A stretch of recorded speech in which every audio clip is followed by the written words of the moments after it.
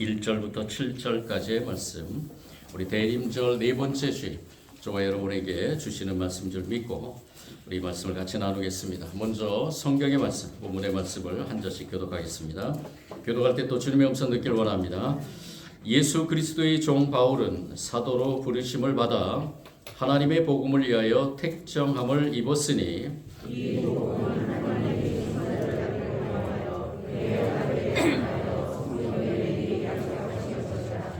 그의 아들에 관하여 말하면 육신으로는 다윗의 혈통에서 나셨고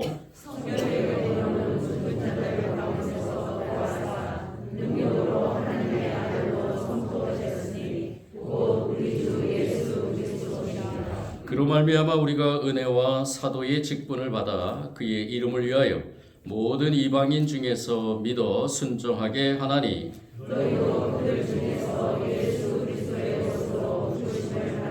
읽겠습니다. 로마에서 하나님의 사랑하심을 받고 성도로 부르심을 받은 모든 자에게 하나님 우리 아버지와 주 예수 그리스도로부터 은혜와 평강이 있기를 원하노라. 아멘.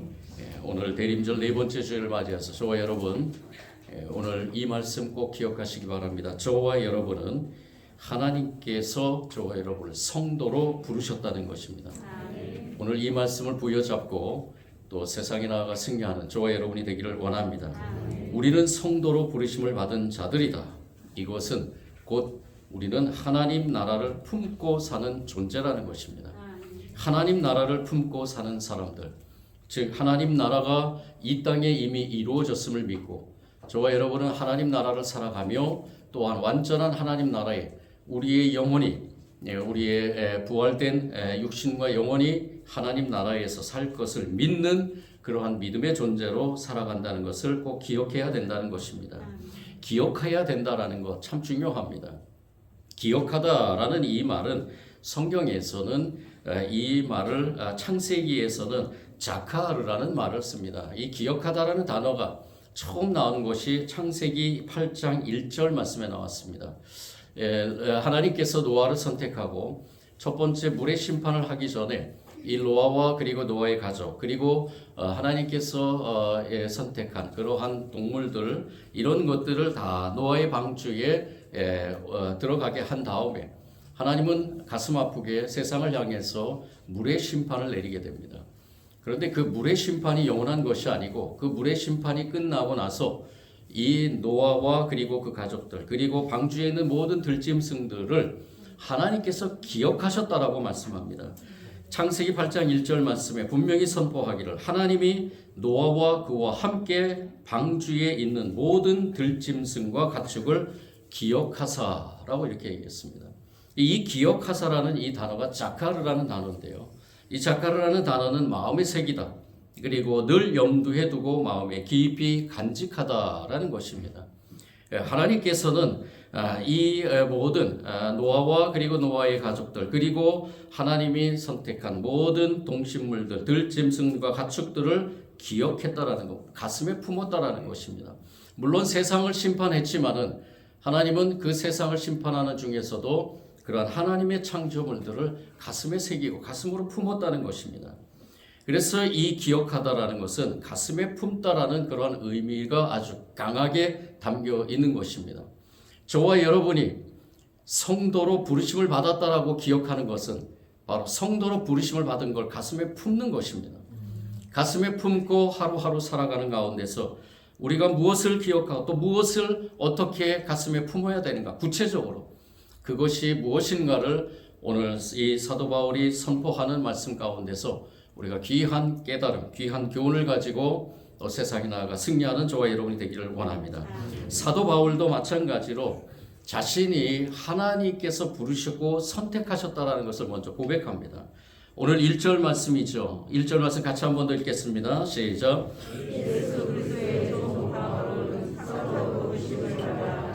하나님의 복음을 위하여 택정함을 입었으니. 아멘. 사도 바울은 로마에 있는 성도들에게 편지를 쓰면서 먼저 자신을 뭐라고 소개하냐 하면은 예수 그리스도의 종이라고 소개를 합니다. 여러분도 아시지만 몇 번 제가 말씀드렸지만 그 당시에 종은 하나의 물건 취급을 받는 그러한 존재입니다. 예수님의 종이라는 자신의 신분, 이 세상의 종이 아니라 예수 그리스도의 종이라는, 즉 예수 그리스도가 하라는 대로 쓰임 받는 그러한 종이라는 것을 소개하면서, 두 번째는 그 가운데서 사도로 부르심을 받은 자라고 합니다. 특별히 택정해서 하나님의 복음을 위해서, 세 번째죠. 하나님의 복음을 위해서 특별히 택정받아서 사도로 부르심을 받은 자라고 소개하는 것입니다. 여기에는 굉장히 깊은 의미가 있습니다. 사도 바울이 이 세상에서 사는 동안에 하나님을 믿는 사람들을 핍박하는 가운데서 예수 그리스도를 다메섹에서 만나고 부활한 예수 그리스도시요, 그 예수 그리스도를 만남으로 자기 자신이 어떠한 존재인가를 그 다메섹에서 특별히 깨달은 것입니다. 하나님께서 나를 택하셨구나. 그리고 하나님께서 그분 예수 그리스도를 우리에게 보내주셔서 구원을 선포하신 그분을 나를 만나게 하심으로 내가 그의 종이 되고 그리고 그의 사도가 되게 하셨구나라는 거예요. 그 깨달음을 가지고 어디서든지 또는 어떠한 편지든지 누구에게 쓰는 편지든지 다 이 사도 바울은 자신이 예수 그리스도의 종 그리고 사도 그리고 하나님의 복음을 위하여 택함 받은 자라는 것을 빼놓지 않고 소개했다는 것입니다. 이것은 무엇을 의미할까요? 이 사도 바울은 자신은 자신의 것이 아니라 하나님의 것이라는 것입니다. 예수님께서 자신을 하나님의 자녀로 부르시고 그리고 하나님께서 그 택하심을 입어서 부르심을 받은 그러한 사도로서 쓰임 받았기 때문에 이제까지 돌아보건대 자신의 삶은 다 하나님의 것이었고, 그리고 자신도 마찬가지로 그 전적으로 하나님의 일을 위해서 복음을 위해서 그 사명을 감당했음을 고백하며 선포하는 것입니다. 여기서 중요한 것은 바로 복음입니다. 이 바울은 바로 복음을 위해 자신은 택함을 입었고 복음을 위해 그리스도의 종이 됐고 복음을 위해 사도로 쓰임 받았다는 것입니다. 이 복음이 어떤 복음인가? 이 사도 바울은 2절부터 구체적으로 얘기를 합니다. 첫 번째는 이 복음은 어느 날 갑자기 나타나는 것이 아니라 오래전부터, 사실은 이 복음은 태초 전부터 존재한 것입니다. 태초 전부터 존재하고 창조 후에 이 복음이 역사하는 가운데서 이전에 구약시대 때부터 예언되고 약속된 것이라고 말합니다. 2절 말씀이죠. 2절 다 같이 한번 읽겠습니다. 시작. 이 복음은 성경에 미리 약속하신 것이라. 아멘. 이 복음은 어떤 것이냐?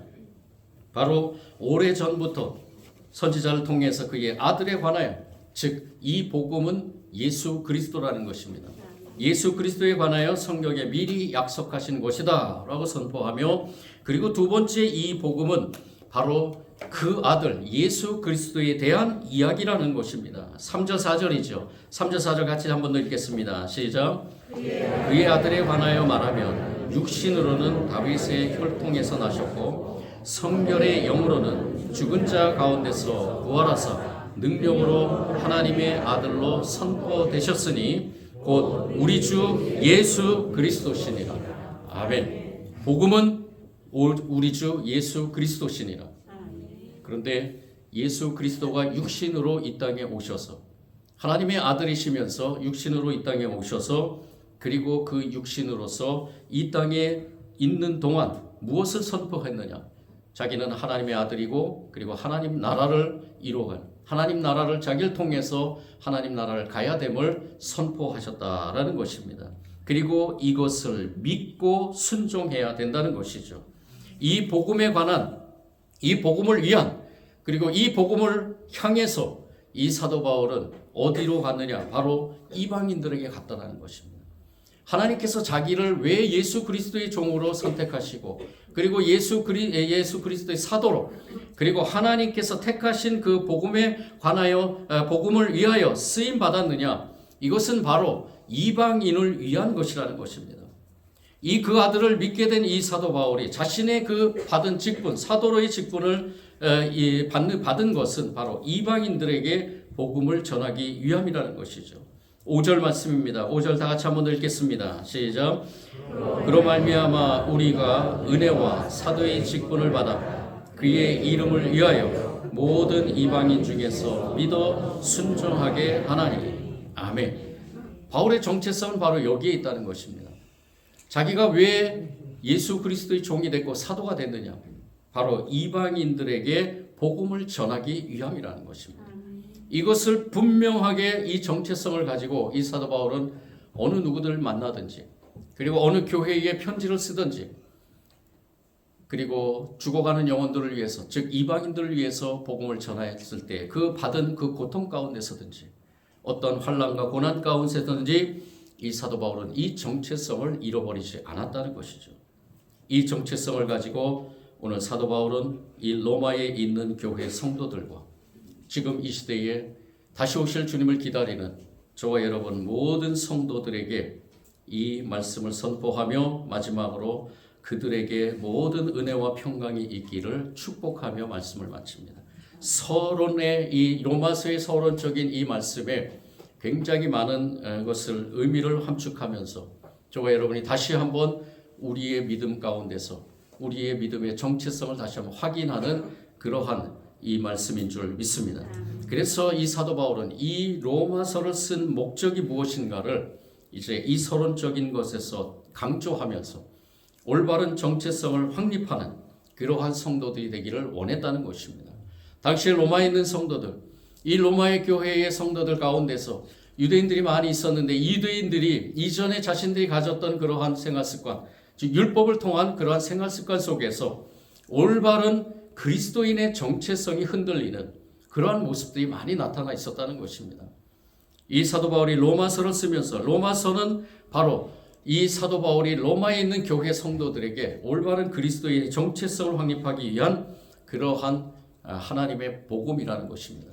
그래서 로마서의 핵심은 두 가지라고 볼 수 있습니다. 바로 오직 믿음, 복음과 그리고 더 나아가서는 이것을 조금 더 세분화해서 교리적인 측면에서 이 사도 바울은 로마에 있는 성도들이 교훈하고 있는 것이죠. 사도 바울이 이 로마서를 통해서 중요하게 핵심적으로 주장하고 있는 것은 무엇이냐? 바로 복음은 예수 그리스도라는 것입니다. 예수 그리스도는 복음이고 그리고 그리스도를 통해서 그 복음을 믿는 모든 사람들은 다시 오실 예수 그리스도를 기다리는 그 삶에서 우리는 복음으로 하나가 되고 그리고 복음을 통해서 죽어가는 영혼들에게 또 이 사도 바울이 사도적 그 사명을 감당한 것처럼 우리의 믿는 사람들, 성도로 부르심을 받은 사람들도 마찬가지로 그러한 사도적 직분을 잘 감당해야 된다는 것입니다. 그래서 이 사도 바울은 이 복음에 대해서 구체적으로 3단계에 걸쳐서 설명을 했죠. 하나는 이 복음은 구약 선지자를 통해 하나님이 약속하신 것이고, 둘째는 사람의 아들로 이 땅에 와서 육체의 연약함 속에서 고난과 죽음으로 그 약속을 성취한 것이고, 세 번째는 하나님의 아들답게 능력으로 죽음에서 부활해서 그 약속을 완성하신 것이다 라는 것입니다. 그래서 이 사도 바울은 분명한 기독론, 즉 하나님의 복음이 구약 성서에서 선지자를 통해 예언되었던 하나님의 약속에 근거한 것으로 파악하면서 이 약속, 이 예수님의 삶과 죽음으로 연결하면서 하나님의 약속이 성취된 것으로 변증하고 있는 것입니다. 어쩌면 이 로마서는 굉장히 좀 읽기 힘든 말씀이겠지만은 이 로마서의 이 서론의 말씀을 우리가 깊이 묵상하면은 로마서를 전체 묵상할 때 우리에게 다가오는 메시지의 그러한 뜻을 우리가 깨달을 수 있게 되는 것입니다. 그래서 이 사도 바울은 먼저 이 서론적인 이 말씀에서 분명하게 강조하고 있는 것이 무엇이냐? 자신은 하나님의 종, 예수 그리스도의 종으로 사도로서 이방인을 위해 부르심을 받은, 택정함을 받은 존재, 그런데 그 존재의 핵심에 무엇이 있느냐? 바로 복음이 있다라는 것입니다. 예수 그리스도가 있다라는 것이죠. 예수 그리스도는 죽고 나서 사라진 분이 아니라 예수 그리스도는 고난받고 죽었지만은 다시 부활해서 승리하셔서 모든 사람들의 구원의 주인이 되셨다라는 것입니다. 이것은 그 시대뿐만이 아니라 지금 이 시대에 다가올 시대, 즉 예수 그리스도가 이 땅에 오시는 그날까지 변하지 않는 진리라는 것입니다. 이 사도 바울은 이 서론적인 말씀에서 그것을 강조하면서 그리고 모든 사람들, 즉 하나님의 사랑하심을 받고 성도로 부르심을 받은 모든 자에게 이러한 믿음이 가득 차기를 원하며 이 믿음을 가지고 그리고 하나님이 주시는 은혜와 평강을 누리기를 원했다는 것입니다. 이 말씀을 통해서 우리가 오늘 이 시간 깊이 묵상해야 될 것이 무엇이냐? 저와 여러분도 마찬가지입니다. 저와 여러분도 가장 기본적인 성도로 부르심을 받은 저와 여러분의 삶에서 가장 중요한 신앙 고백이 빠져서는 안 된다는 것입니다. 오늘 이 시간에 같이 한번 베드로의 고백을 같이 하길 원합니다. 주는 그리스도시요 살아계신 하나님의 아들이십니다. 우리 대림절을 기간을 보내고 있는 동안에 이 진리의 고백이 저와 여러분 가운데서 절대 사라지지 않고 오히려 매 순간순간마다 이 고백이 저와 여러분의 삶을 지배하기를 원합니다. 주님은 그리스도십니다. 예수 그리스도는 저와 여러분을 위해서 이 땅에 오셨고 고난받으시고 십자가에 죽으셨지만 부활하 승리하심으로 저와 여러분을 하나님 나라의 자녀로 삼으시고 저와 여러분을 택하신 하나님의 그 뜻에 예수 그리스도는 기꺼이 죽으셨지만은 부활하심으로 저와 여러분을 성도로 택하신 그 하나님의 뜻을 이루어 가신 분이십니다. 그리고 그분은 저와 여러분을 위해서 다시 이 땅에 오십니다. 반드시 오십니다. 그 오심에 저와 여러분이 어떻게 기다려야 되는가? 사도 바울처럼 분명한 정체성을 가지고 기다려야 된다는 것입니다. 이 정체성은 곧 사명으로 이어집니다. 저와 여러분은 그리스도인입니다. 저와 여러분은 성도입니다. 저와 여러분은 교인이 아닙니다. 저와 여러분은 하나님 나라를 살아가는 성도입니다. 성도로서 이 땅에 존재하는 한 그 진리는 변하지 않습니다. 왜? 저와 여러분은 하나님이 택하셨기 때문에, 하나님이 선택하시고 하나님께서 하나님의 자녀로 삼으셨기 때문입니다. 하나님의 자녀로 삼으신 저와 여러분은 이러한 바른 신앙을 고백을 가지고 올바른 기독론적 배경으로서 살아가야 된다는 것입니다. 이 기독론의 핵심은 바로 예수 그리스도가 누구인가를 분명하게 인식하는 것입니다. 사도 바울은 자신을 소개하는 형식을 빌려서 자신의 사도적 정체성을 분명히 드러냄과 동시에 자신이 전하고 있는 복음의 핵심, 즉 예수님에 대해서 분명히 드러내고 있는 것입니다. 뿐만 아니라 바울은 예수 그리스도의 기독론적 정체성이 바울을 포함한 모든 성도의 소명과 사명을 근간으로 제시하고 있다는 사실을 전하고 있는 것입니다. 따라서 사도 바울은 이 복음을 전해야 하는 사도직에 그 정체성을 두었다는 것이죠. 사도 바울뿐만이 아니라 이 시대를 살아가는 저와 여러분도 마찬가지입니다. 오늘 우리에게 주어진 사도적 삶이 있습니다. 사도 바울이 이방인의 사도로 부르심을 받은 것처럼 저와 여러분도 또한 이방인의 사도로 부르심을 받았습니다. 이방인은 과연 누구일까? 바로 예수 그리스도를 믿지 않는 자들입니다. 하나님께서 그 누군가를 선택하실 때 저와 여러분을 통해서 또 택함을 입은 성도로 부르심을 받게 될 것입니다. 우리는 그 믿음을 가지고 사도 바울이 그 믿음을 가지고 이방인을 향해서 사도적 사명을 감당한 것처럼 저와 여러분도 그러한 사도적 사명을 감당해야 될 줄 믿습니다. 모든 이방인들에게 복음을 전하는 것, 그리고 그 복음을 전하는 가운데서 분명한 정체성을 가진 기본이 흐트러지지 않는 그러한 사명자로 서 있던 사도 바울을 본받아 저와 여러분도 그러한 삶으로 살아가길 원합니다. 오늘 말씀을 통해 우리가 한 가지 생각해야 될 것, 깊이 묵상해야 될 것은 무엇이냐? 바로 기본 신앙의 삶입니다. 기본 신앙의 삶의 고백, 신앙의 고백과 실천하는 삶, 이것은 바로 죽어줌의 방식으로 살아가는 것이다 라는 것입니다. 우리 시대에 참으로 많은 분들이 기본적인 신앙을 잃어버린 분들이 너무 많습니다. 이 코로나를 겪으면서도 우리가 많이 그것을 나타내고 있는데요. 과연 나는 누구인가? 왜 나는 교회에 출입하면서 예배 드리고 있는가? 예배를 드리면서도 자신이 누구인가를, 정체성을 잃어버리고 살아가는 그러한 사람들이 너무 많다는 거죠. 우리가 이제 우리 잘 알고 있는 월드컵이 이제 끝나갑니다. 오늘 이제 새벽이면은 내일 새벽 이제 12시면은 결승전이 일어났는데 제가 축구를 많이 좋아해서 물론 뭐 밤늦게까지 축구를 보지는 않습니다. 네, 이 월드컵에 대한 우리나라의 기대도 많이 있었죠. 다행인 것은 우리나라가 그래도 16강까지 가서 많은 국민들이 기뻐하고 또 즐거워했습니다.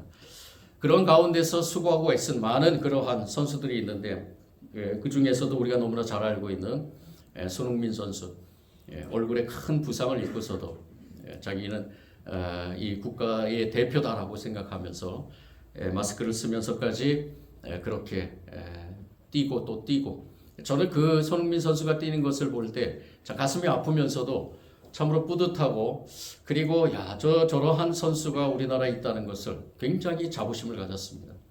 왜 그랬는가? 그는 철저하게 기본기를 지켰다는 것입니다. 기본기를 지키면서 그가 훈련하고 나서도 주위에 있는 모든 쓰레기들을 청소하고, 그리고 다른 사람들을 돕고, 그리고 많은 사람들 광중석에서 많은 사람들이 와서 사인해달라 그러면 자신이 열심히 그 사인에 또 임하고, 이러한 여러 가지 것들을 행동하는 것을 보면서 축구 선수뿐만이 아니라 그 외적인 그러한 인격에서도 참 훌륭한 사람이다라고 이렇게 생각했습니다. 그런데 이 손흥민 선수를 만들어낸 그러한 분이 있죠. 바로 손웅정 감독입니다. 그의 아버지 손웅정 감독이 이 손흥민 선수에게 늘 강조했던 것이 무엇이냐? 바로 모든 것은 기본에서 시작한다라는 것입니다. 그래서 그가 경험한 모든 그런 훈련의 방법이나 삶의 책으로 엮어서 2021년에 모든 것은 기본에서 시작한다라는 책을 썼습니다. 근데 이 손흥정 감독이 늘 손흥민 선수뿐만이 아니라 모든 사람들에게 얘기한 그러한 많은 어록들이 있는데, 그 어록들 중에서 우리가 지금 요새 많이 들었던 것이 손흥민은 절대 월클이 아니다라는 말을 합니다. 월클이 뭐죠? 월드 클래스 줄임말인데, 이 손흥민은 아직도, 내 아들은 아직도 월클이 아니라는 겁니다. 월드 클래스가 아니라는 것이죠. 이 말에 담긴 의미가 무엇입니까? 교만하지 말라는 거죠. 교만하게 자기를 내려놓고, 그리고 오직 축구에 대한 그것을 생각하면서 기본기를 지키면서 겸손하게 자신을 다시 한번 다잡아서 훈련에 매진하라는, 기본에 충실하라는 것이죠. 그리고 또 이런 말도 했습니다. 제가 기본을 중시해서 2시간은 하루도 안 빼놓고 기본을 했거든요 라고 얘기를 합니다. 이거는 손흥민 선수를 키워낼 때, 훈련시킬 때 2시간은 꼭 기본적인 훈련을 시켰다는 것입니다. 이것도 무엇을 의미합니까? 모든 운동에서는 가장 중요한 게 기본이라는 거죠. 기본이 완벽하게 훈련이 되지 않으면 그 다음에 모든 기술들을 배워나갈 수 없다는 것입니다. 그리고 또 이런 얘기를 했습니다. 멀리 보지 않으면 가까이 근심이 생긴다. 멀리 보지 않으면 가까이 근심이 생긴다는 것도 마찬가지입니다. 그리고 또 한 가지, 과거에 발목 잡히면 미래를 잃는다. 이러한 모든 말들이 가장 중심은 무엇이나 핵심은 기본기를 지켜야 된다는 거죠. 그리고 기본에서 시작한다는 것입니다. 저는 이 얘기를 듣고 또 이 책에 대한 내용을 보면서 우리가 신앙의 삶을 살아가는 가운데 가장 중요한 것은 무엇인가? 우리도 마찬가지라는 겁니다.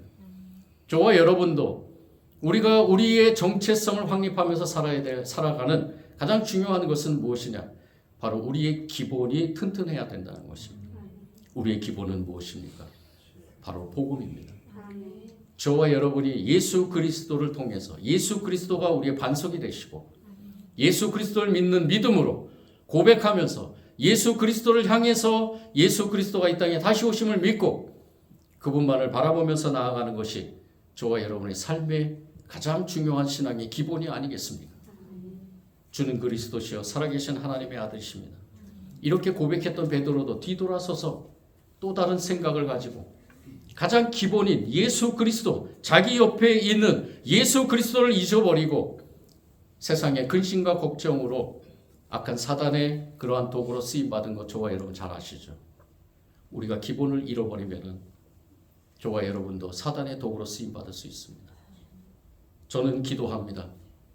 이 시대에 또한 지금 이 천진중앙교회 담임 목사로, 또한 어느 곳에 있든지 목사로서의 사명, 그 정체성을 잃지 않기 위해서 늘 기도하며 하나님이 주신 사명, 예수 그리스도의, 저도 이 사도 바울의 고백이 너무나 귀하고 소중해서 저도 그 고백을 하기를 원합니다. 저도 예수 그리스도의 종으로서 하나님이 택하시고 또 목사로 부름받았기 때문에 죽어가는 영혼들을 위해, 특별히 우리 교회에 속해 있는 모든 성도들이 저와 같이 하나님의 나라를 갈 수 있도록 저를 사용하시는 데 끝까지 최선을 다하기를 원합니다.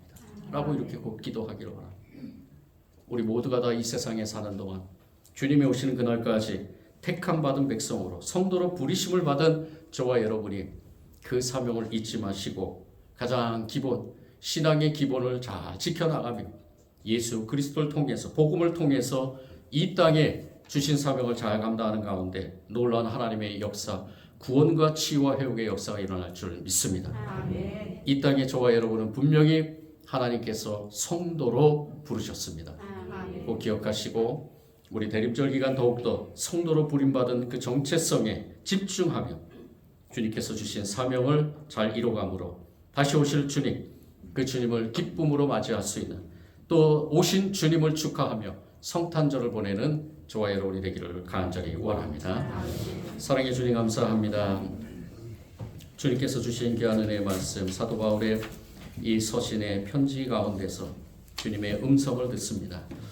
사도 바울은 예수 그리스도의 종이라고 그리고 사도로 부르심을 받았다고 하나님의 복음을 위하여 택정함을 받았다고 고백하면서 오직 복음만을 전하며 이 죽어가는 영혼들 이방인들을 위해서 기꺼이 자신을 희생하며 자신을 낮추며 버리며 그 길을 간 것처럼 이 세상에 존재하는 모든 하나님의 백성들 특별히 우리 계속에 있는 성도님들과 부족한 종이 주님 성도로 부르심을 받은 그 사명을 잘 감당할 수 있도록 성령님 우리를 다스리시고 주관하시고 인도하여 주옵소서.